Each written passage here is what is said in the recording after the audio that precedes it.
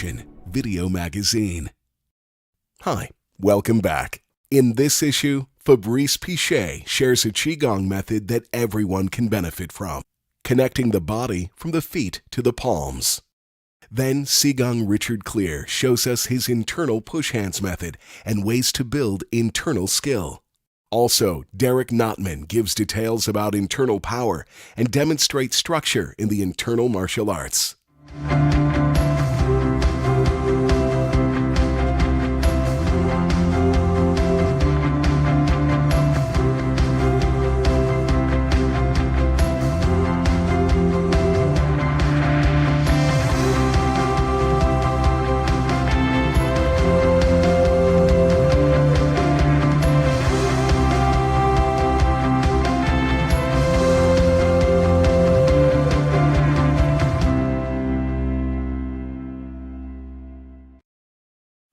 Hi everyone, and welcome to this video magazine edition.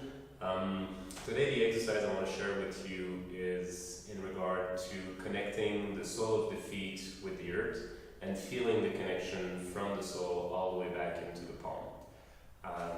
For this we'll use first a preparation exercise, which is part of the self-massage, and then the second step will combine it with breathing and movement so that you can get the feeling of the whole connectivity from the feet all the way into the palm.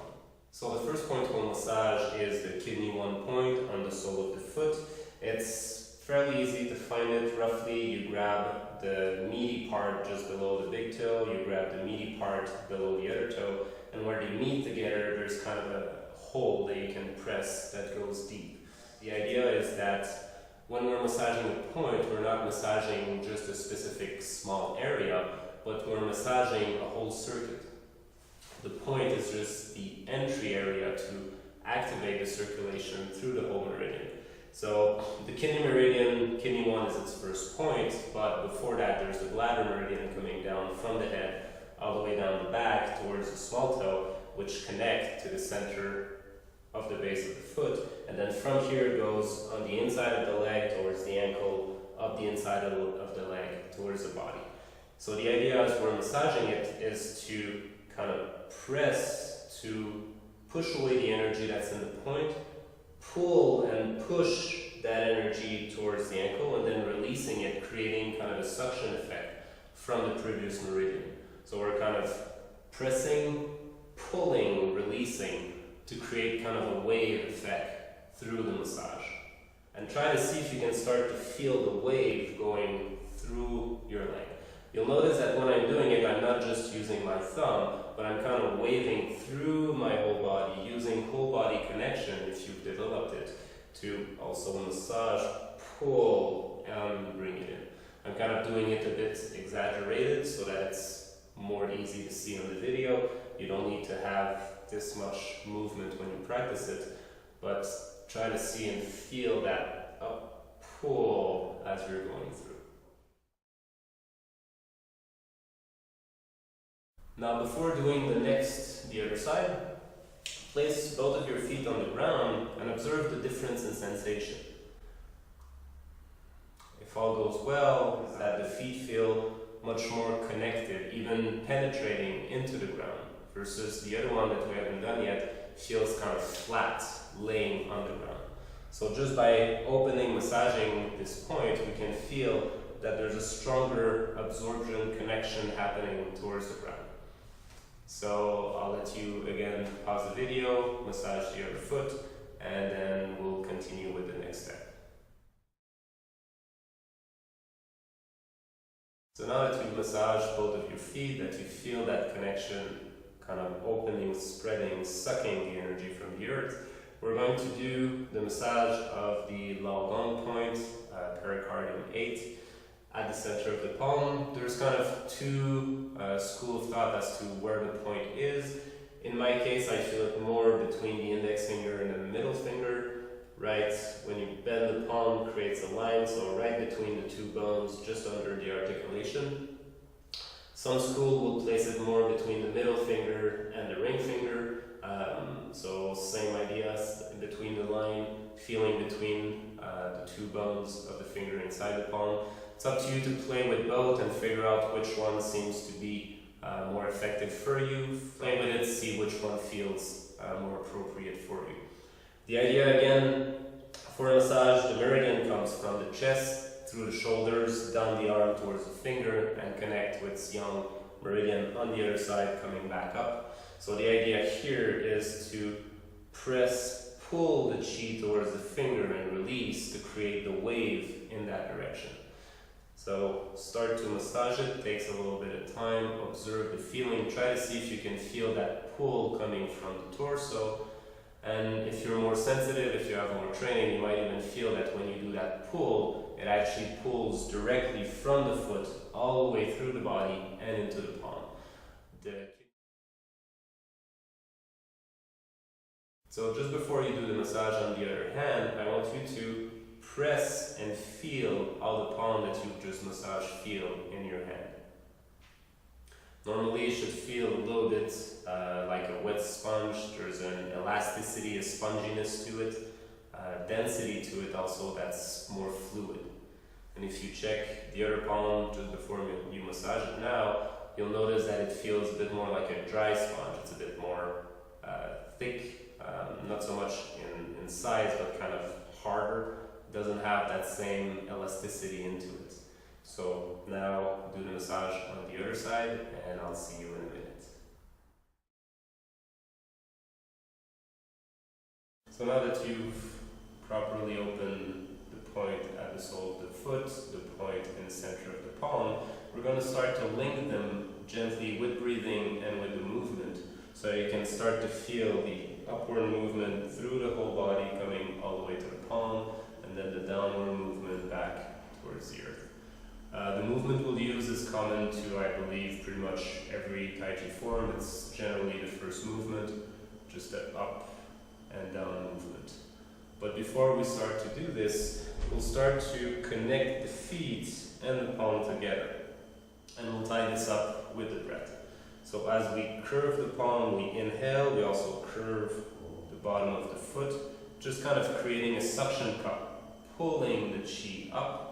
And then as we exhale, we're just going to release, relaxing, feeling the heaviness and penetrating into the earth.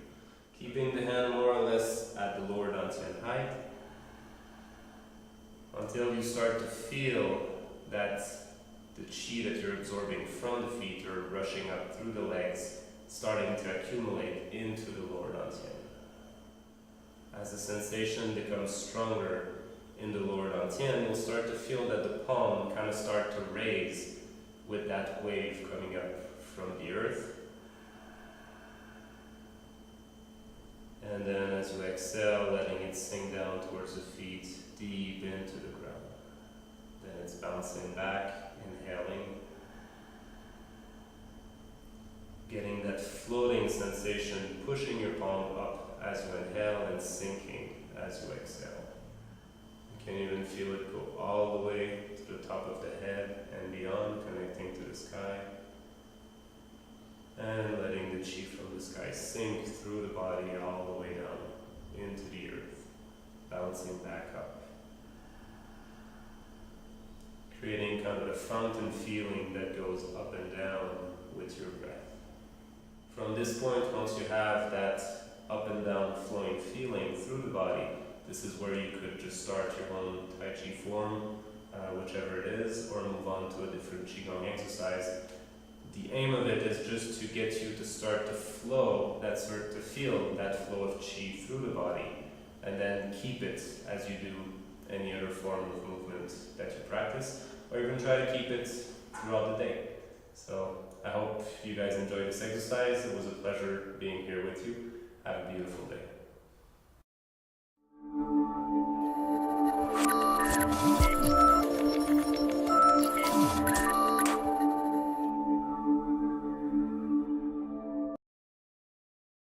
Hi, I'm Richard Clear here at Clear's Tai Chi in Maryville, Tennessee, and this is the home of ClearsTaiChi.com. At Clear's Tai Chi, our mission is to fuel a revolution in Tai Chi instruction based on function. We seek techniques and methods that produce results. We aim to inspire a deeper appreciation of Tai Chi by making the closed-door, inner circle secrets of the art available to the public. I am a student of the art first, and then a teacher second, but also I'm a student of how to be a good teacher and how to get other people to really be able to do Tai Chi skills. In over 40 years of study, I have not found anything that imparts internal power as fast or as effectively as Clear's internal push hands. And by the way, when I was first taught it, it was called Wu style, Wu's internal push hands, and actually Ma's personal no style push hands. And what I've been told is that after he died, the instructors, the senior instructors for the method, all went back to deep secrecy, acting like the method didn't exist, even though all of the closed-door, indoor students do it. And I asked one of the teachers that I was learning from, that was one of his senior students, well, should I call this Ma's internal method or should I call this Clear's internal? And they were like, go with that, because they don't want people to even know it exists, which obviously I just told you. So Clear's internal push hands can be used to build literally any internal skill that you want to develop. Okay, so I want to give you guys a little bit of an explanation about how the internal push hands is really healthy and helps you in Tai Chi overall. And so the basics of the method are that both people face each other. They actually both come close enough that you can touch the other person with your forearm in a good pung shape. And you want to actually be able to put that on their body if this is possible. And from there, both people do the best Wu Chi that they can with your internal energy alignment and your physical alignment and your Zhongding, and with Sung all the way through and syncing the Qi. And when you put hands on the other person, the first thing you're going to do is try to keep those principles intact. So if you guys would put your hands on, and this is anywhere above the waist, anywhere below the neck. And so like that. And so with Wu Qi, with Zhongding, with Sung, and syncing the Qi.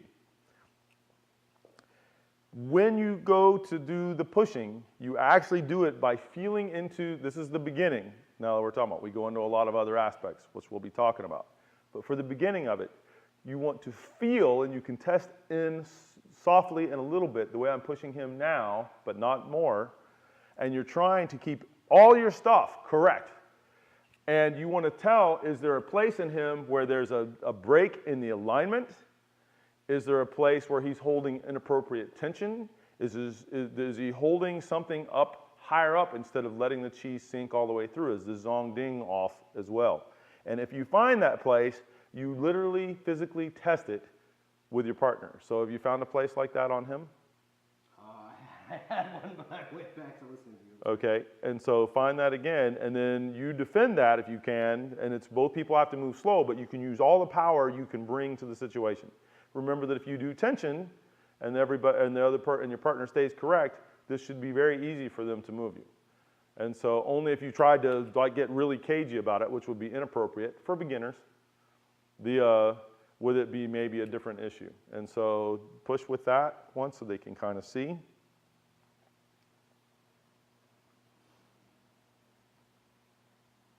Now this is for developing a really good Tai Chi body, so you found a place in him where it was off. Yeah. Where? Yeah, it was bunching. So he was tensing up top, and you pushed that tension. So now that tells him that he needs to relax that part more and that kind of thing. And this has developed that Tai Chi body, and the importance of your physical testing feedback method is that it really helps you directly to do that and to get a working and functional knowledge with doing that. You can then take that information, so he did better this time, so step away from each other, but keep all your stuff, all the alignments, all of the softness, the syncing the Qi, the Zhongding, step away from each other, but keep that. So when you stepped away, you lost it. He's trying to keep it, but he's struggling there, and go back to the way that you felt like that for it being correct with that feedback you got from your partner, and this is how you do your standing. And then when you do your form, does this feel different than the way you normally stand? Yes. Okay, and he said yes.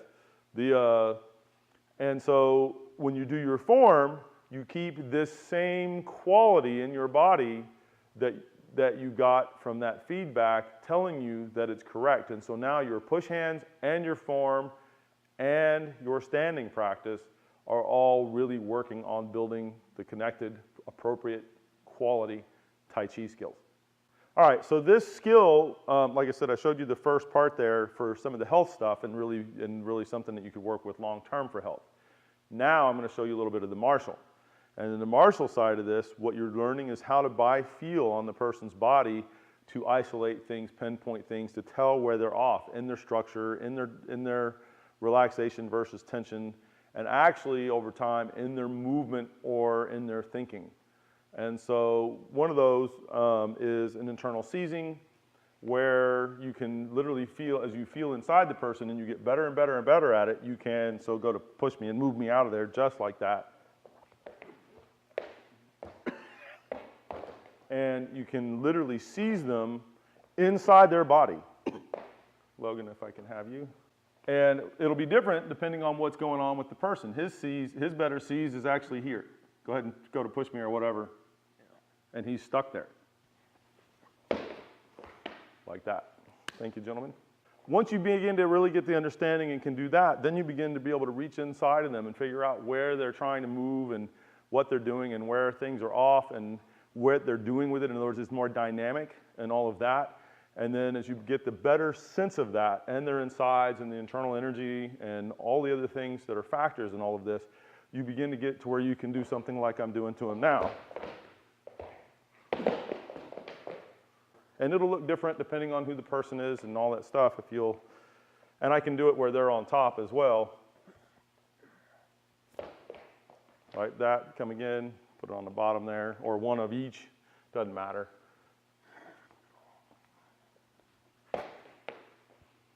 Like that.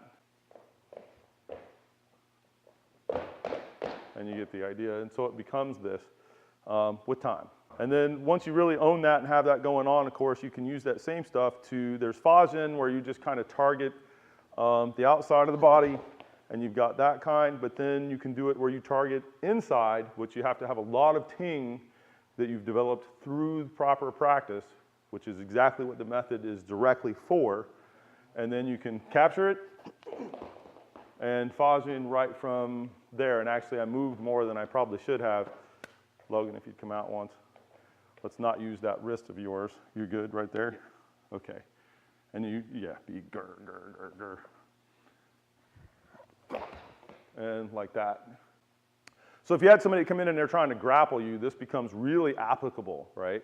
And then with strikers too, but just for now, for this, because it is kind of short, just so you come in like grabbing any way you want, anywhere you want, whatever. And so he's got to make sure you've got a hold of him. Make sure you come in there and grab him, this kind of a thing, right? And so instead of like, I do the feeling inside instead, and then target it. And with very little effort, come again. And I feel inside, and I'm being easy here because this is back. So I feel inside, I find the place, and then just execute to that, as opposed to, come in there again with all that, instead of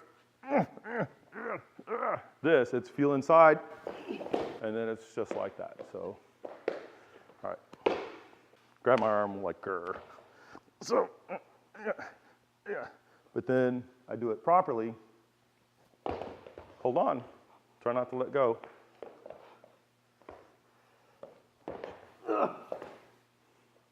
And really without much effort on your part, as long as the internals are correct. The annual Clear's Internal Push Hands Workshop is coming up again this coming August. It is a 5-day, full-day event packed with internal power training. We will have it listed on our site, on our member events page. If you already do a type of push hands, this internal push hands will take your game to a whole new level. If what you've been doing is only external push hands, doing the internal push hands will make it so that you probably don't want to go back to doing just that way ever again. Not if you're really interested in high-level Tai Chi skill. If you're new to push hands, this Clear's Internal Push Hands will definitely be the place you want to start in order to build real Tai Chi skill. For more information and to register, go to clearstaichi.com and check out the events page.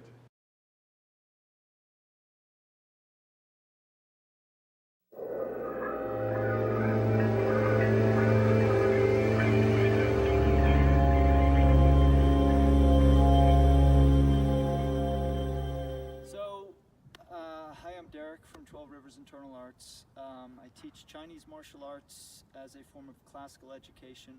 In particular, I teach the arts of Xingyi Luhe Chuan, Tai Chi Chuan, and Baguazhang. I teach a lot of Neigong and internal practices, as well as Jinshin Jitsu and Meridian and Mudra healing. The reason is, all these are technologies for changing you. It's all about the body development. So Tai Chi as a martial art, Xingyi, Bagua, they're a collection of training methods that are designed to help you transform your body in a very particular way. And what I mean by that is, the internal arts are on a different paradigm, and I'm not saying this is better or it'll make you invincible. I'm just saying it's pretty cool and it's fun and it's interesting. And the point is to be able to use your densest tissue, the bones in your body, to generate power. So if he reaches out to grab me, as soon as his force, because there's force coming out of his body and I connect it into my body, it goes back to him, okay? So the whole thing is predicated on an outreach or an input of energy. If he reaches his hand out and there's no power in it, there's nothing to happen, see? But if he wants to get me, his arm won't be like that. He's gonna have force in it. So this is how it works. It's not a, okay, this kind of thing, and there's nothing wrong with that. You can get great skills through all these things. My point is that Chinese Kung Fu is self-defense. If he reaches to grab me or to do anything, as soon as he touches me, I use the force that he's using against me back at him. This is what it is to redirect force. If he punches at me, I use my structure to unbalance his structure. If his punch is hard, which usually it will be, because what's the point of throwing it? It gives me, he punches again, gives me structure. I can use that. So if we meet and the punch isn't hard, I just collapse it and I hit. So we develop structure in a very specific way for very clear reasons, and it's done cooperatively. So like push hands, and this isn't push hands, but this is just a game, right? Here's an idea. I'm compressing his structure, helping him develop it, and then he releases off. So the point is this, that he's unifying his whole body to connect, and then every time, and I'll push him, and the reason this is so useful is that when I do this, his whole body is contracted, it's all connected. Now when I push through and release him, it all releases. So the tissues get changed because they get exercised. So everything we do, whether it's the solo form or we're doing our push hands, we're doing it the same way. I don't do my form and then, I'm not even really doing my form, I'm just showing the quality of movement here, right? I don't move like this throughout my form and then come to push hands and start wrestling. The point is every time, my hands are always of that same quality where they're sensing, they're listening, they're feeling, and I'm looking to get his whole body mass. Every time I touch him, if there's force coming out, I can seize his whole body. If there isn't, it's different. This is why if you do this and somebody's a good wrestler, as soon as you grab them, they're gonna go empty. So it doesn't just correlate that way. So why train it then? You train it because it makes you powerful. Internal power is about not using momentum. If I put my hand on him, what does it feel like? It feels like it went through. Yeah, this is the point, is that I don't have to do this to hit him. If we engage, I come through, and when I get there, my force is there because it's compressing through my body. There's all different levels of power and density development that are available. So the better you get at it, the less you need and the more power gets released. So it's a method that builds and develops, and the point is in training it correctly to bring about the physiological change in the body to develop the power. When you fight, you do whatever you want, right? I mean, if you're stepping correctly and your practice is correct, you're gonna be able to do all kinds of hard kicks and all this stuff because your body's open, it's strong.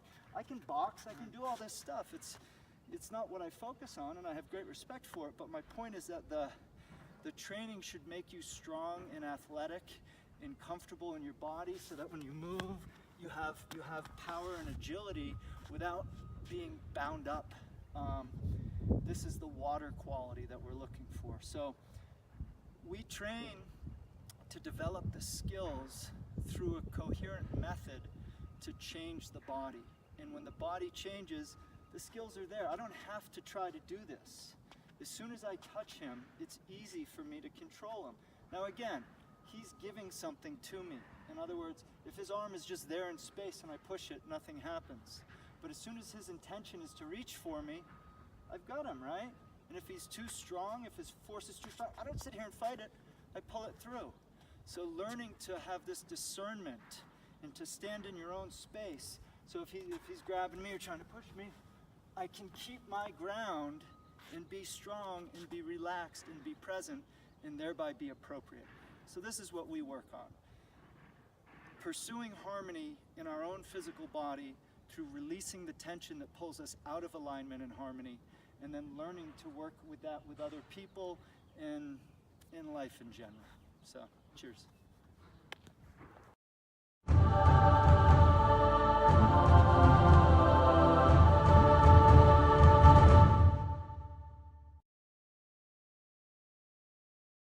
Let's take a look at some workshops within the Tai Chi Connection community from last quarter.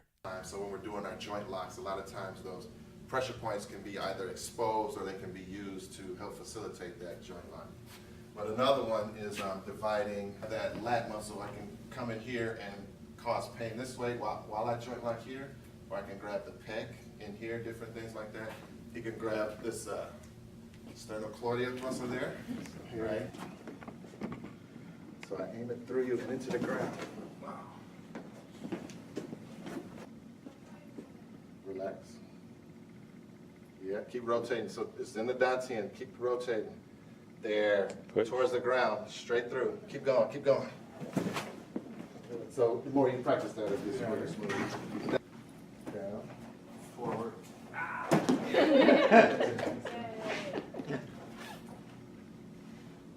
I got a 915 on there. So the angle, this angle. Keep going, take me back. So I'm not really trapped here. More of a rotating here. Yeah, there you go. Okay. All right, okay. All right.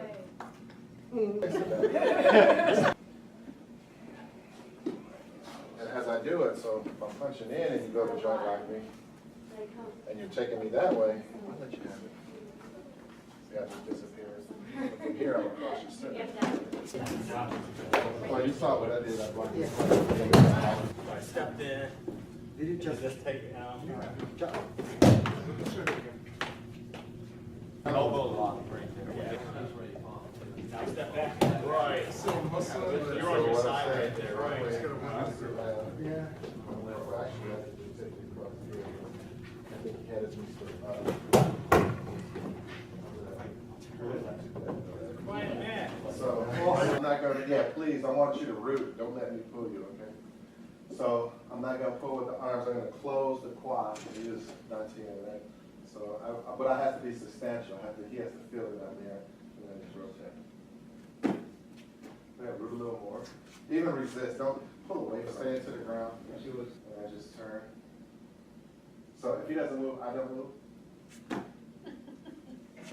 So, I'm not doing this. No, just relax. And I don't want to turn this without this turn. So they're connected. If he's too strong for me to move him with my dantian, then nothing moves. But everything is connected. I'm building that pathway by feeling from the foot through my center out to the hand. Nothing moves. So I just try harder. Sink, rotate. So everything.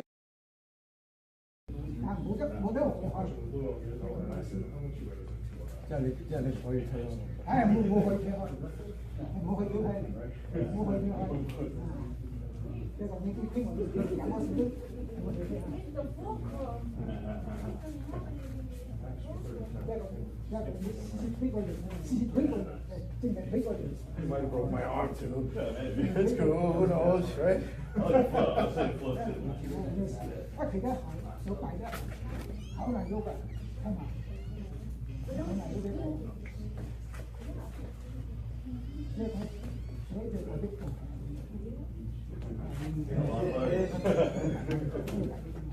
safe too, man.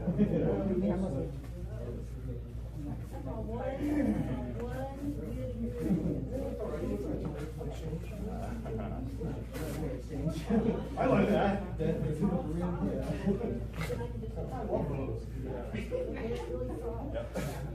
But we can sit first. 就係咯，就係咯。但係我冇咁快，冇咁快啊！就係用一個係咯，我上面咧就下邊咧仲要下邊，但係你天上個天跨步有步啊！你企好，我會嚟得。你可以擺埋你做。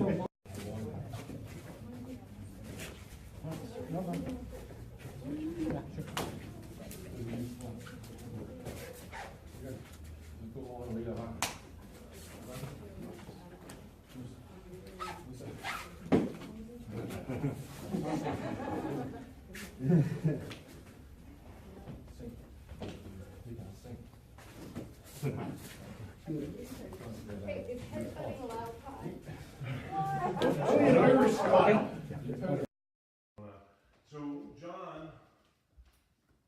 the tip of this weapon is moving how fast?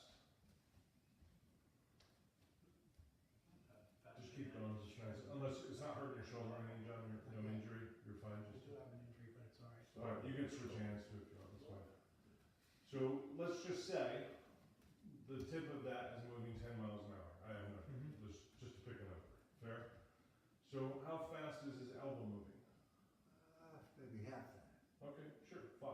You know, I don't know what the math is, but 5 sounds fine. So how fast is his shoulder moving? I'm going to go with 0. Right? Maybe we'd say 1 or something, depending on, right? And his hand is probably moving 7 or 8 or whatever. Is that fair? So the tip of the weapon or the hand are moving quite fast, even though John's not really going fast. You know, it's just a ratio, right? They also cover an awful lot of area. And if John changed the circle this way, like between he and I, then that's an awful lot of area that's dangerous for me to cross, to start to actually deal with John, right? So if I was to deal with the fast moving part, right, what I like about dealing with the fast, not that I deal with it this way, but what I like about dealing with the fast moving part is that I'm away from all of his other parts. I really like that. That feels good, right? So let's keep swinging this way. Yeah, you can face me a bit. So use your right hand now without the blade. Keep the blade there, just, so it's simplified. So what I like is this idea of addressing this here, because the rest of John is a long way away. So I like to block this and then break the knuckle and then bite him and throw him or something way over here. Like I like, beginners look like this, right? The problem is that moves really fast and it can't exist just spinning in this plane. It can exist in this plane. It can exist in anywhere here. Not only this is the circumference, John can make smaller circles, bigger circles, change it. So that hand can be anywhere within the bigger circle. And it can be going very fast. It doesn't necessarily going fast, but it can be. So what I like about it is that it'll tend to be further from him or can be further from him than anything else. What I don't like about it is it can be going fast and it can be found in a lot of places, which means I can end up in the wrong place and then it hits me on the head. So he swings it around and then, I miss, yes. So, everybody clear? Now what I love when John does that is this, keep spinning it, any circle you want. I love that. I love that. I love this. Because this is pretty much always right here, going 0 miles an hour, and it pretty much can't be anywhere else. I love that. So slow, please. The problem is that when I go for that, other things are a problem. Right? So we can see pros and cons of these. He punches, I love this, but I don't love it for other reasons. He punches again, I love this, but I don't like it for other reasons, because when he does that, I have to deal with these other problems. You guys, if I graph this, you can see a lot of pros and a lot of cons for both. So, what I most love is this. Because this is not going 1 and it's not going 10, it's going 5. And it's not found everywhere. It's not found only one place, but it's a reasonable amount of place. So what I like to do is consider the elbow. Because when John is moving around like he doesn't want, if he's moving around like he doesn't want me to just, in the front of the Kung Fu book, do a technique, me considering getting all the way to that shoulder, especially now we think about knives, changes an awful lot. Okay? So, when I think of this as is just elbow circles are my favorite circles lesson. Right? So, Colin, come on up with the blade, please. So, Colin cuts. What I'm interested in is finding the elbow. In theory, I'd love to find this or that for the aforementioned reasons. But this is a hybrid of each, the worst and the best. Right? The only really good answer is not to be in this kind of situation. Right? Because when I check his elbow, so I say check, block, grab, whatever, I'm reasonably far from other problems, but I'm not out of the way. And it's going reasonably slow, but it's a challenge. It's not pretty much unmoving like the shoulder. And I mean, the shoulder moves, but it's not locomotive. So this can change where it is. They both move, but this is not moving from place to place. Right?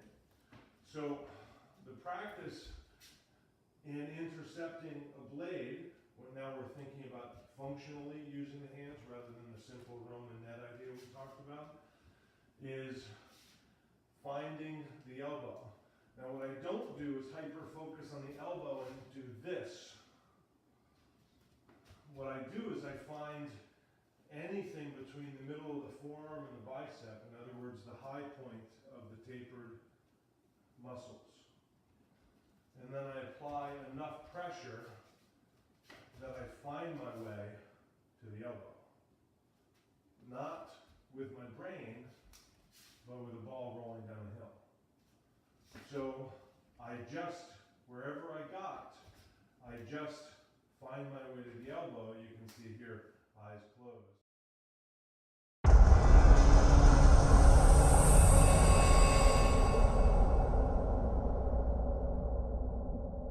And now, a listing of some upcoming workshops within the Tai Chi Connection community.